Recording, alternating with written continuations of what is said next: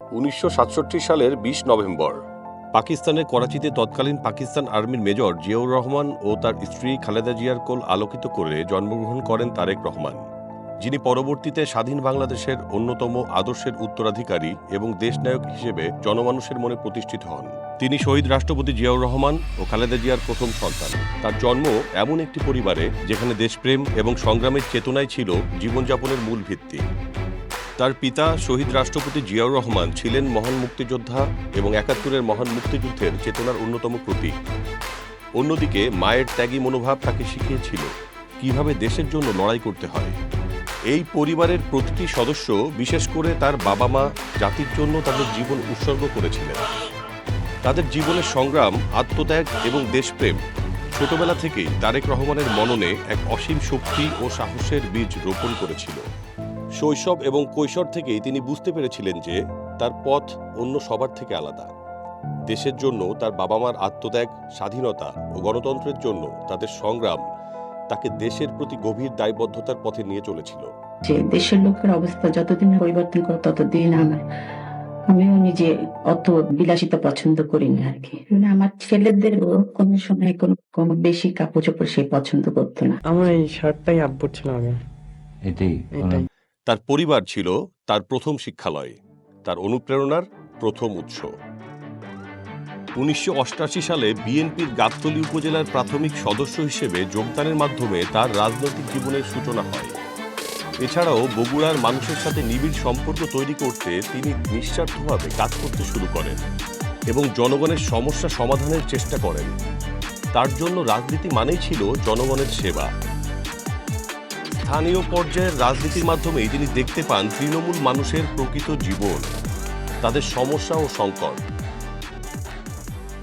1991 সালের জাতীয় নির্বাচনের সময় যখন গণতান্ত্রিক সরকারে ফিরে আসার জন্য দেশের মানুষ উদ্গ্রীব, তখন তারেক রহমান দলের প্রচারণায় উল্লেখযোগ্য ভূমিকা পালন করেন। তার সমন্বয়ে 5টি আসনে খালেদা জিয়ার নির্বাচনী প্রচারণা চলতে থাকে এবং তিনি দলের জাতীয় প্রচারণার কৌশল কমিটিতেও কাজ করেন। উচ্চপদে দায়িত্ব নিতে অনীহা প্রকাশ করে তিনি আরও সময় ও শ্রম ব্যয় করেন তৃণমূলের মানুষের কাছে থাকার জন্য। 1999 সালের 18 অক্টোবর তারেক রহমানের নেতৃত্বে জিয়াউর রহমান ফাউন্ডেশন প্রতিষ্ঠিত হয়। 2000 সালের 14 এপ্রিল পয়লা বৈশাখে খুলনা জেলার দিঘলিয়া ও রূপসা থানায় আয়োজিত একটি সফল স্বাস্থ্য মেলার মাধ্যমে জিয়াউর রহমান ফাউন্ডেশনের যাত্রা শুরু হয়, যার মূল মন্ত্র ছিল একটি উদ্যোগ, একটু চেষ্টা, এনে দেবে সচ্ছলতা, দেশে আসবে স্বনির্ভরতা।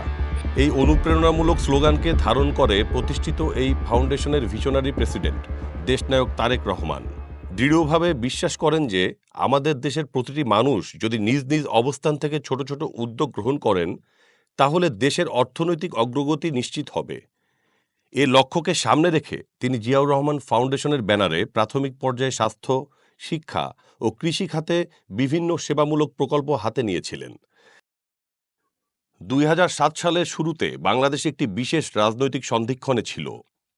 তারেক রহমানের প্রতি ভয় এবং রাজনৈতিক প্রতিহিংসার জেরে তত্ত্বাবধায়ক সরকার তাকে একাধিক মিথ্যা মামলায় জড়িয়ে দেয়, যা ছিল তার জনপ্রিয়তা দমিয়ে রাখার চেষ্টা। 7 মার্চ গভীর রাতে তৎকালীন সরকারের এক বাহিনী তার বাড়িতে হামলা করে, তাকে ধরে নিয়ে যায় এবং তাকে নানা ধরনের মানসিক ও শারীরিক নির্যাতনের মুখোমুখি করে। কোনো তোয়াক্কা না করেই আমার উপরে চলেছে পৈশাচিক শারীরিক নির্যাতন।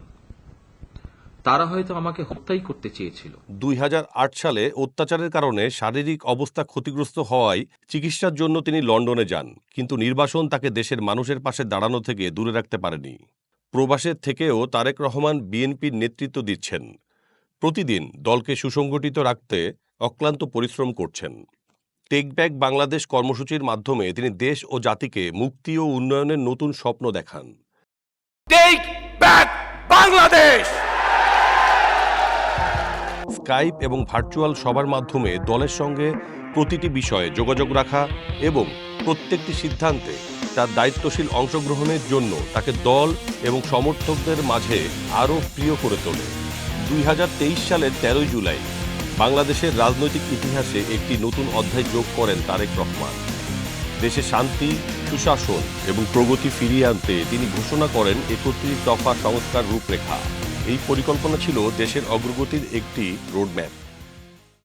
আমি সংস্কারের উদ্দেশ্যে বলতে সেটিই বুঝি যে সংস্কারের মাধ্যমে সংবিধানের কয়েকটি বাক্যের পরিবর্তন নয় শুধুমাত্র, বরং মানুষের ভাগ্যের পরিবর্তন হবে। অর্থাৎ একজন মানুষের রোজগারের ব্যবস্থা হবে, তার ও তার পরিবারের আর্থ-সামাজিক নিরাপত্তা ও সঞ্চয় নিশ্চিত হবে। তারেক রহমানের ৩১ দফা পরিকল্পনা কেবল একটি সংস্কার পরিকল্পনা নয়, এটি জাতির জন্য একটি দিক নির্দেশনা।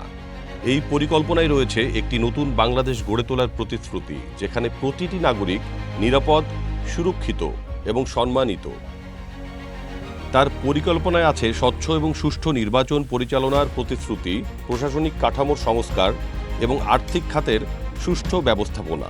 তিনি বিশ্বাস করেন দেশের প্রতিটি প্রান্তে সমতা নিশ্চিত করাই হবে তার সরকারের মূল উদ্দেশ্য। তারেক রহমানের এই সংস্কার পরিকল্পনা দেশের মানুষের কাছে শুধুমাত্র একটি রাজনৈতিক প্রতিশ্রুতি নয়, এটি একটি সামাজিক প্রতিশ্রুতি যা তাদের জীবনের মানোন্নয়নে কার্যকরী ভূমিকা রাখবে। দেশের ভবিষ্যৎ প্রজন্মের জন্য তার এই পরিকল্পনা একটি নতুন আলোকিত দিক নির্দেশনা। দেশনায়ক তারেক রহমান ২০২৪ সালে ছাত্র জনতার অভ্যুত্থানের অন্যতম অগ্রনায়ক হিসেবে ঐতিহাসিক নেতৃত্ব দিয়েছেন। সাধারণ ছাত্র জনতা থেকে শুরু করে প্রান্তিক পর্যায়ের প্রত্যেক নাগরিককে সঠিক নির্দেশনা ও সহায়তা দিয়ে আন্দোলনকে সফলতার দিকে নিয়ে যান তিনি।